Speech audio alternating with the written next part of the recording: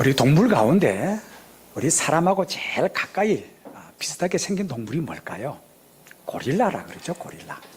고릴라는 우리 사람 DNA가 98%가 똑같이 일치한답니다. 그러니까 2%가 다른데 사람하고 DNA가 98% 그대로 일치하는 동물입니다. 그 다음에 비슷한 동물이 조금 크기는 작지만 원숭이잖아요. 근데 사냥꾼들이 이 원숭이, 야생에 있는 원숭이들을 이렇게 사냥을 한다는 거예요. 땅속에 끔찍한 단지 같은 것을 이렇게 묻어두고 원숭이가 손가락으로 쭉 펴면 들어갈 수 있는 조그맣게 구멍을 뚫어놓고 거기에 원숭이들이 제일 좋아하는 바나나를 가득 넣어둔다는 거예요.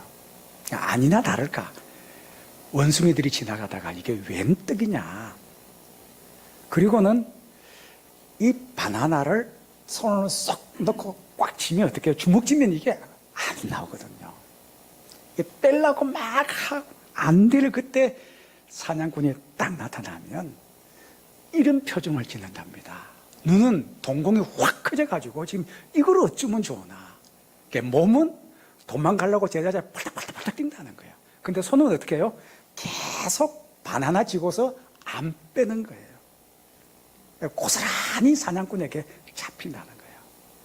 그런데도 여러분, 이 손에 들고 있는 이 바나나를 놓지 않는다는 겁니다.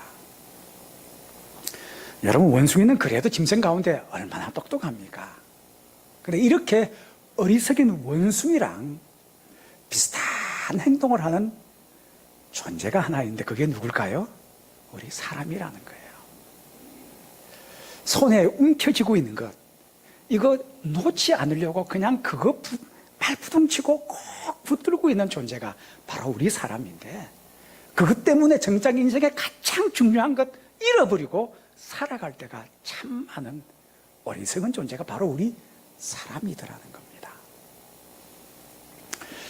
성경 속에 아마 저도 마찬가지일 겁니다. 우리 세상 살아가는 모든 사람이 다 마음으로 동경하고 꿈꾸고 희망하는 것, 이거 다 해본 사람 한 사람 나오라 그러면 저는 이 사람 꼽을 겁니다. 누구냐고 물으신다면 솔로몬입니다. 아마 사람으로서 태어나서 사는 동안 자기가 원하는 거 다 해본 사람 솔로몬 아니겠습니까?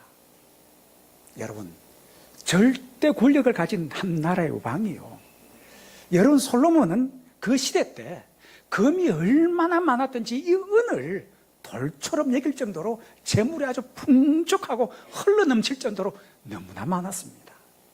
게다가 처첩이 사랑하는 아내가 1000명이나 되었습니다.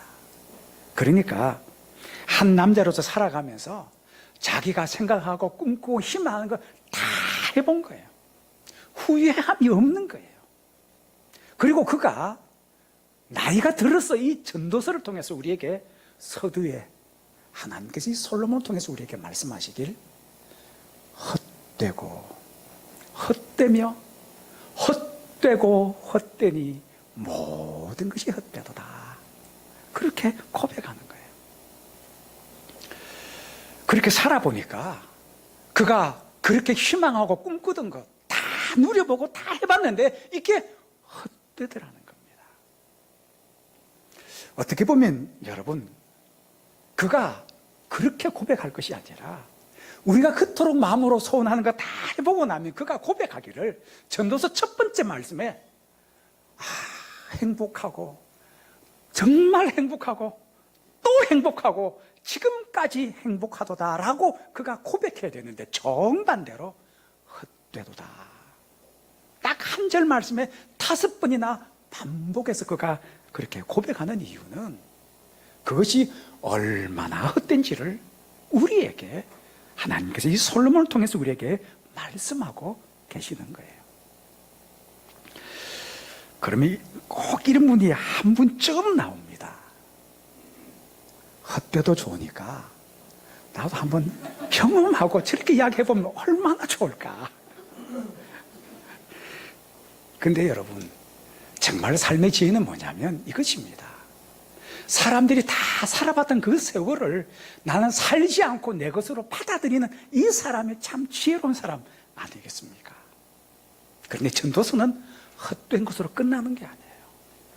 다름이 아니라 그가 인생을 살아보고 그것이 헛되지만 이제 노년이 되어서 정말 인생에서 너무나 소중한 것 두 가지를 그가 깨닫고는 하나님께서 이 솔로몬을 통해서 우리에게 하나님께서 모든 사람에게 다 똑같은 사람으로서 해야 될 이 두 가지 본분이 무엇인지를 오늘 우리에게 말씀하고 계십니다.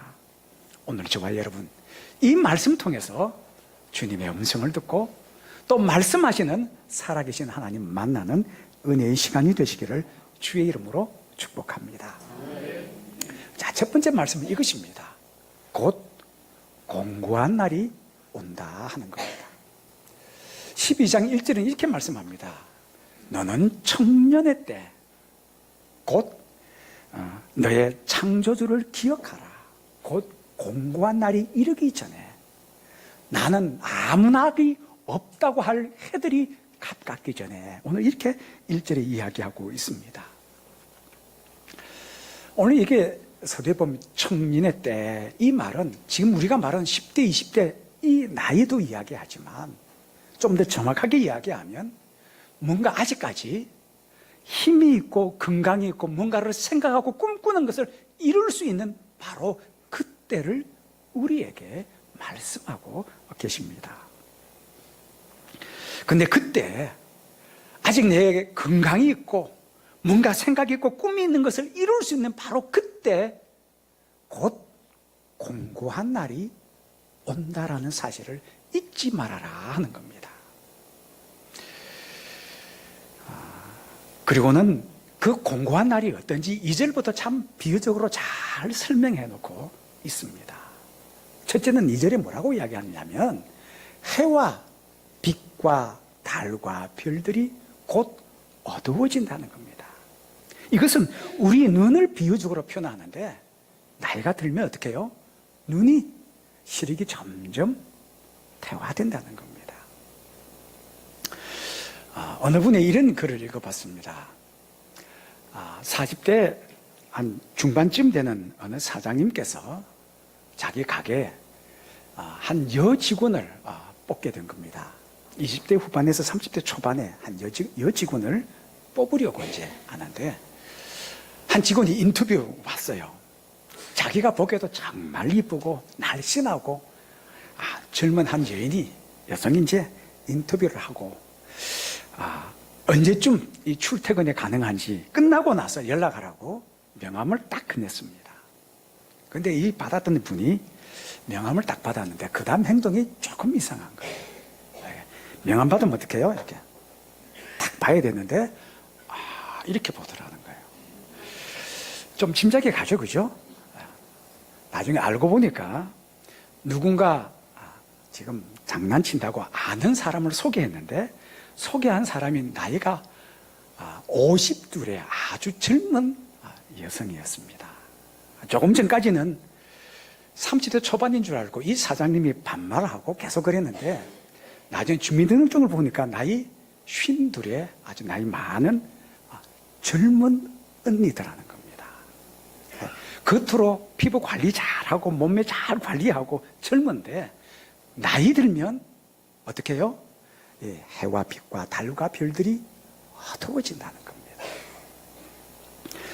지금 20대는 이렇게 이야기해도 잘 몰라요. 그리고 어떤 생각하느냐? 나에게는 그때가 안 온다 생각하는데 그때가 옵니다. 자, 여러 가지 또 비유가 나옵니다. 또 하나.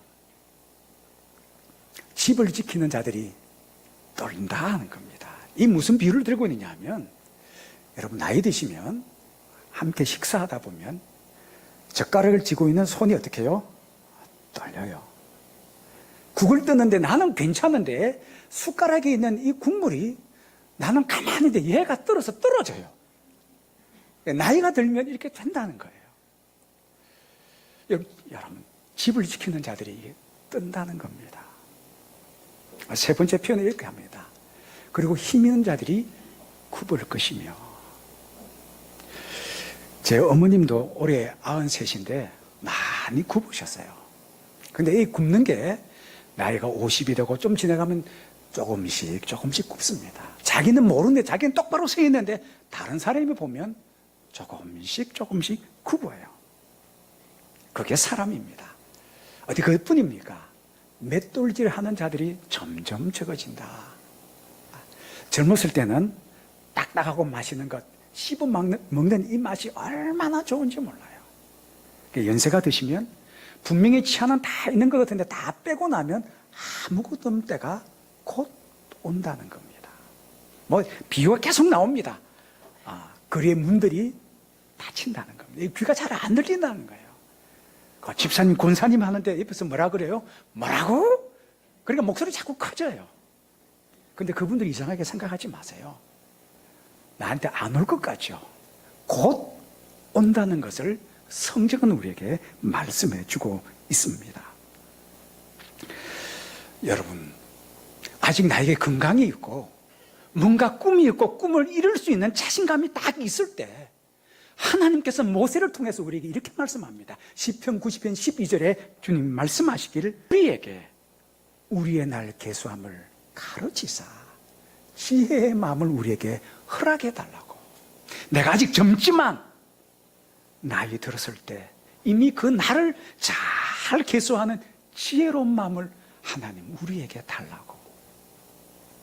여러분, 지금 여기서 세월이 제법 많이 흐르면 우리 다 아직 그때 살아서 예배 드린다면 이 중에 저도 비슷하게 지팡이 쥐고 함께 나와서 예배 드릴 날이 우리 앞에 곧 오지 않겠습니까? 여러분, 성경은 오늘 이 솔로몬을 향해서 우리에게 말씀하시기를 이 공고한 날이, 우리에게 낙이 없다고 할 날이 곧 우리에게 닥침을 우리에게 말씀하고 있습니다. 자, 그런데 중요한 것은 아까 제가 서두에 말씀드렸다시피 금은보화가 그냥 넘쳐나고 최고의 권력도 가졌고 아름다운 여자는 1000명이나 죄다 아내를 다 삼았는데 그게 다 헛되더라는 겁니다. 그리고 노년이 돼서 그가 깨닫는 것은 뭐냐면 이게 사람이 꼭 해야 될 본분이 있구나. 왜냐? 마지막 때가 되면 우리의 모든 일을 순회간에 하나님 심판하실 살아계신 하나님 앞에 서기에 우리에게 두 가지 너무나 중요한 것을 하나님 솔로몬 통해서 오늘 우리에게 말씀하고 계십니다. 자, 두 번째로 이 하나님께서 우리가 하나님 앞에 행해야 될 사람의 첫째 본분이 뭐냐? 하나님을 어떻게 해요? 경외하라 하는 겁니다. 오늘 말씀 12장 13절을 보면 이렇게 이야기합니다. 전도서를 이야기 다 하고 나서 일의 결국을 다 들었으니 하나님을 경외하고, 두 번째는 하나님의 계명들을 명령들을 지킬지어다. 이것이 모든 사람의 본분이니라 이렇게 말씀하고 있습니다. 이 본분의 첫 번째가 하나님을 경외하라 하는 겁니다. 자, 오늘 12장 1절 말씀 가운데 너는 청년의 때 하나님을 기억하라 이렇게 말씀하지 않고 창조주를, 너의 창조주를 기억하라, 여기는 의미가 있습니다.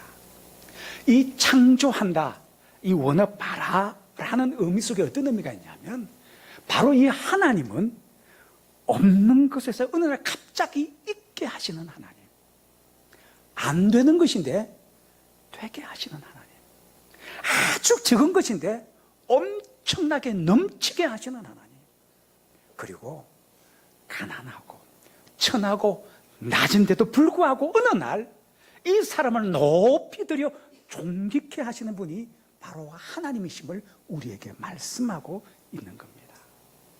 다시 말하면 지금 우리의 삶의 현장이 희망이 보이지 않고 인생을 포기하고 싶고 절망 속에 내 삶의 자리가 있음에도 불구하고 그 하나님을 경외하면 없는 것 있게 하시고 안 되는 것 되게 하시고 적지만 풍족하게, 천하지만 하나님 높이 들여 존귀케 하시는 바로 그 하나님께서 은혜를 베푸심을 우리에게 말씀하고 계시는 겁니다.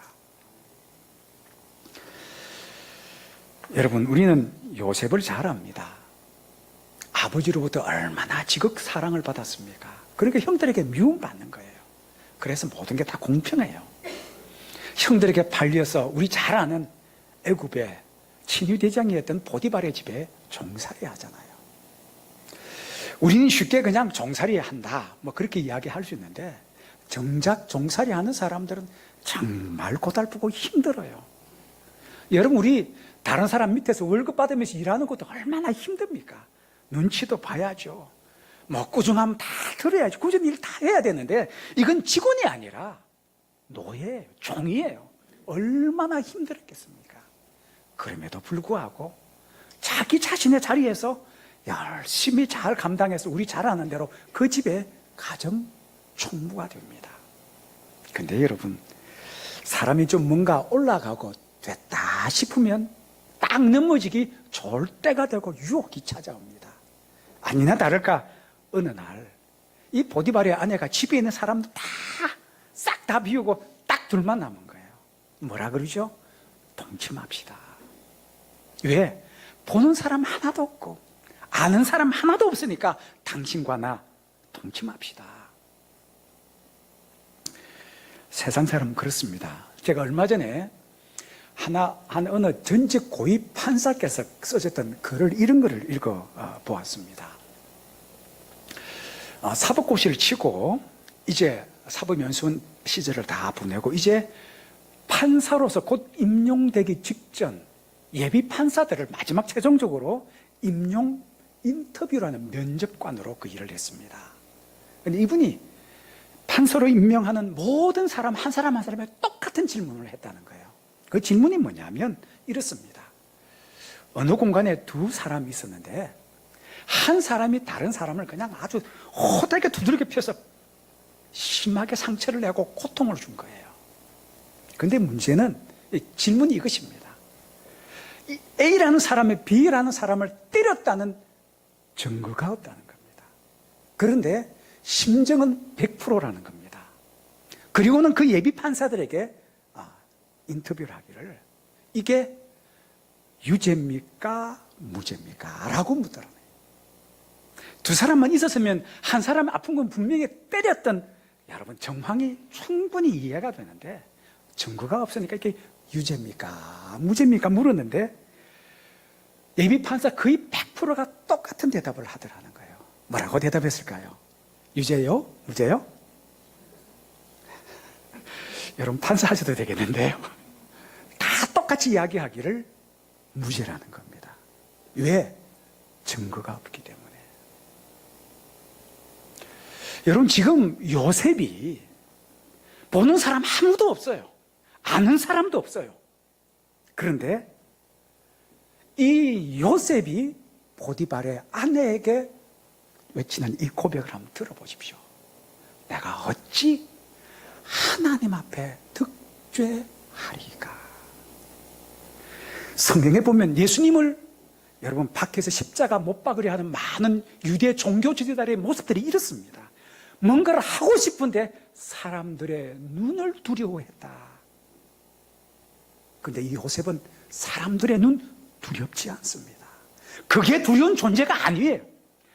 요셉에게 정작 두려운 것은 다름 아니라 살아계신 여호와 하나님의 눈이 두려운 거예요. 바로 이것을 이끌어서 여호와를 경외하는 거예요. 사람 아무도 없고 증거도 없고 아는 사람 없는데 그럼에도 불구하고 이 시퍼렇게 살아서 지금 내 모습을 지켜보실 바로 그 하나님을 두려워하는 것.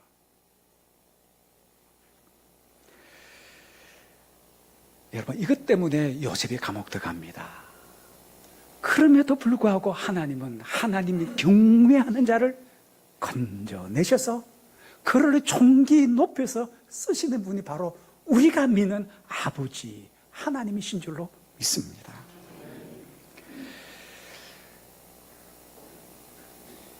지금 이것을 깨달은 솔로몬이 죽음을 앞에 두고 이제 살 날이 얼마 남지 않았던 자신의 생애를 앞에 두고 지금 우리에게 말씀하고 있는 거예요. 우리 모든 사람의 본분은 첫째, 여호와 하나님 경외하라. 하나님을 두려워하며 살아가는 자가 되라. 그러면 너희 길이 형통할 것이다.